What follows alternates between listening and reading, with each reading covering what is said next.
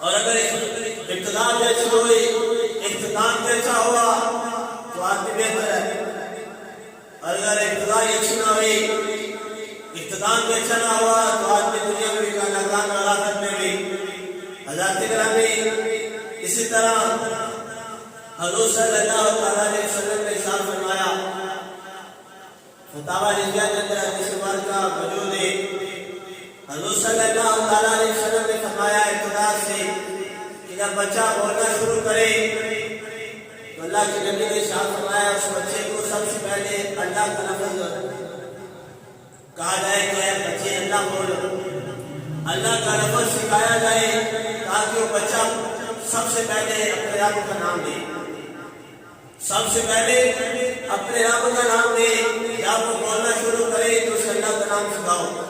اللہ کے نبی نے فرمایا پھر جب اللہ کا نام بولنا شروع کر دے تو پھر اسے لا الہ الا اللہ سکھاؤ. اور جب بولنا شروع کر دے لا الہ الا اللہ تو پھر اللہ کے نبی نے فرمایا اسے پورا کرنا یاد کراؤ. جب بچہ بولنا شروع کرے تو یہ تین مراحل اللہ کے نبی نے فرمائے کہ سب سے پہلے اللہ کا نام بچے کو بلوانا سکھایا جائے،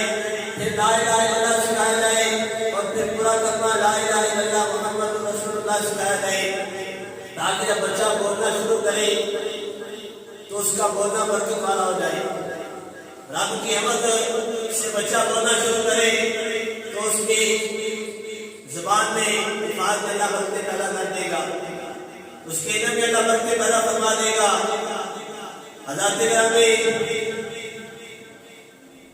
یہ جو آواز ہے حدیث مبارکہ میں ایک اور جگہ پر رب العالمین کے پیارے رسول نے فرمایا، مسند احمد کے حدیث مبارکہ میں ابو ہریرہ رضی اللہ تعالیٰ عنہ فرماتے ہیں کہ حضور صلی اللہ علیہ وسلم نے فرمایا کل کلام او امر ذی بال لا یفتح بذکر اللہ فهو ابتر او قال ابتر. اللہ کے نبی نے ارشاد فرمایا جو بھی کام شروع کیا جائے اس میں رب کے حمد و ثنا نہ ہو، اللہ کا ذکر نہ ہو تو وہ کام برکت سے خالی ہوتا ہے، بے برکتہ کام ہو جاتا ہے. کہ جس کام کرنے سے پہلے اللہ کا ذکر نہ کیا جائے، اس رب کے حمد و ثنا نہ بیان کی جائے. حضرات گرامی، اس حدیث مبارکہ سے پتہ چلا کہ ایمان والے کو چاہیے کہ ہر کام سے پہلے وہ رب کا ذکر کرے، اس کی حمد و ثنا بیان کرے اور اس کے ذکر ہی سے کام شروع کرے تو اللہ اس کام میں برکت پا دے گا، اس کام میں برکت ڈال دے گا. یہ حضرت گرامی ابتدا میں اگر ابتدا اچھی ہوگی تو اللہ رب العالمین اس میں برکت ڈال دے گا. اور حضور صلی اللہ علیہ وسلم نے اختتام کے متعلق فرمایا، حضرت ابو سعید خدری رضی اللہ تعالیٰ عنہ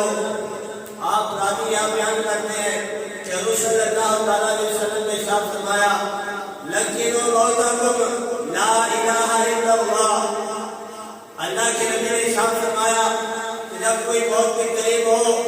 تو اسے کلمہ طیبہ سکھاؤ، اسے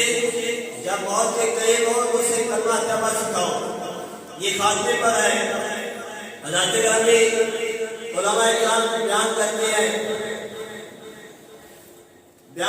ہیں کہ اللہ رب العالمین کے پیارے نبوت نے اسے مسلم شریف کی حدیث مبارکہ ہے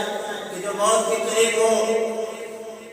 لکنوا موتاکم لا الہ الا اللہ، جو موت کے قریب ہو اسے کرنے کی تلقین کرو، کلمہ سکھاؤ.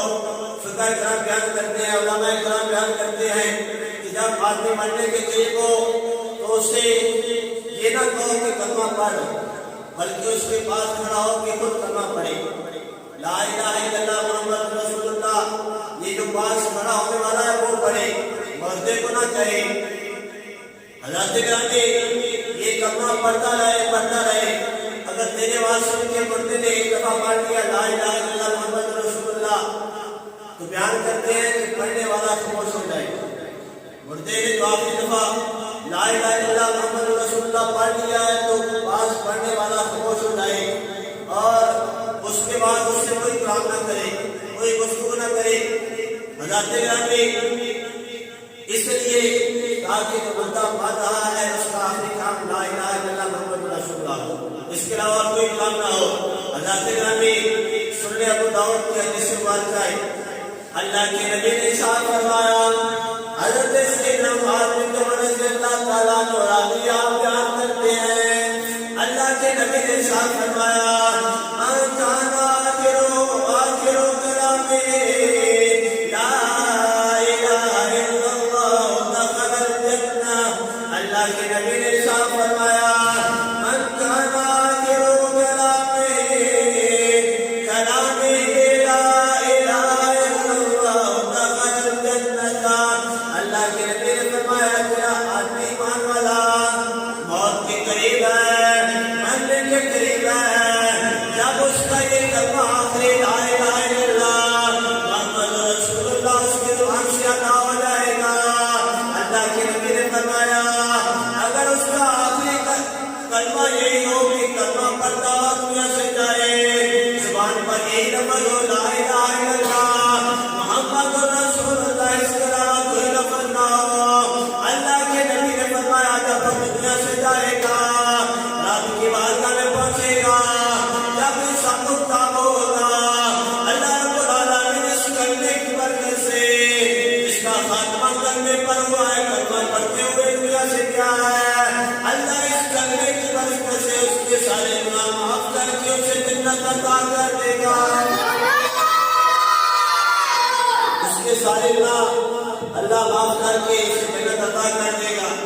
سننے ابو داؤد میں جسے واردہ ہے حضرت گرامی اس لیے بتا کہ پیارے آقا نے فرمایا کہ ابتدا میں اچھی ہو خاتمہ بھی اچھا ہو تو آدمی کامیاب ہو جاتا ہے حضرت گرامی دنیا میں بھی اعلیٰ کرتے ہوئے اور اسی لیے یہ 2022 ختم ہو رہا ہے 23 شروع ہونے والا ہے آج 30 ڈیٹ ہے کل 31 ہے اور اتوار کو 1 جنوری ہے حضرت گرامی یہ 2 دنوں میں سال ختم ہو جائے گا اور نیا سال شروع ہوگا حضرت گرامی اس طرح اللہ کے نبی نے فرمایا کہ ابتدا میں اچھی ہو اور خاتمہ بھی اچھا ہو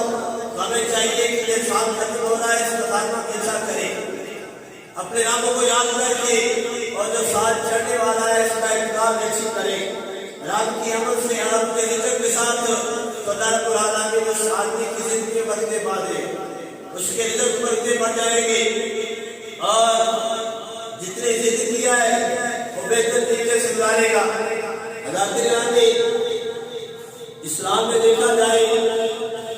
تو کیا نبی پاک صلی اللہ تعالیٰ علیہ وسلم اور صحابہ جب سال شروع ہوتا تھا تو اس طرح کے جشن وغیرہ ہوتے تھے جس طرح کیا آج کل دنیا میں ہو رہے ہیں کیا صحابہ کے دور